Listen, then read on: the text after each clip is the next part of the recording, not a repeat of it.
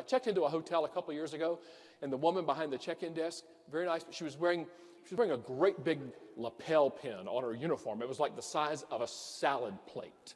And it said, "I'm empowered."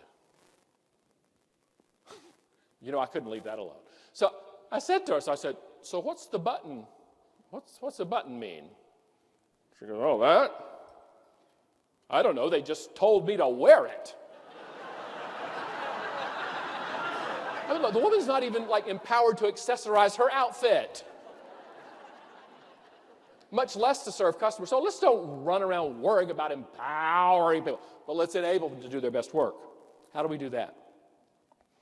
We have to give them an abiding sense of why their work is important. This is a message I want you to take back to the employers in this state and say, every person who works in your organization needs to understand on a daily basis why what they do is so important.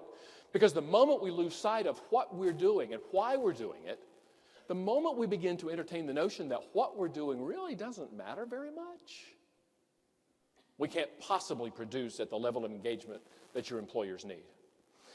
A few years ago, I was doing some consulting work in a company in another state that makes hospital products, these bag and tube assemblies that you see on the screen.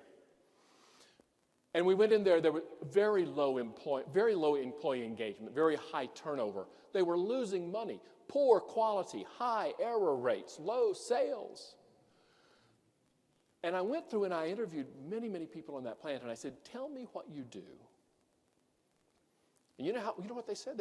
They said, well, people would say things like, well, I take this plastic tubing and I stick it in a chemical and make it sticky, and then I put it in this bag, and then I squeeze the air out of it. They had to revive me 3 times while they were describing their work. Imagine doing that 10 hours a day.